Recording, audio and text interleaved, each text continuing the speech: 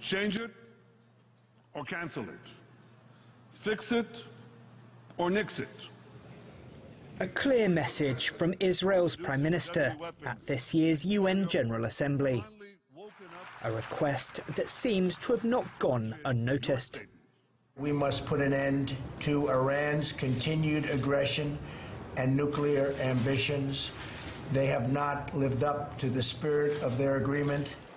A potential decision from the US to pull out of the nuclear deal could impact the frozen UN sanctions on Iran. Under the terms of this unusual deal, after a UN-backed process of vetting Iran's compliance, a resolution would be brought to the Security Council on the continued termination of economic sanctions on Iran.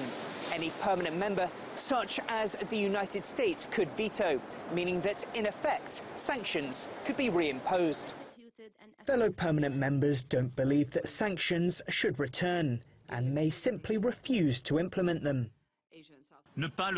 It would be irresponsible for us to fail to uphold that agreement, because this is a good agreement, an agreement that's essential to peace at a time when a downward spiral cannot be discounted.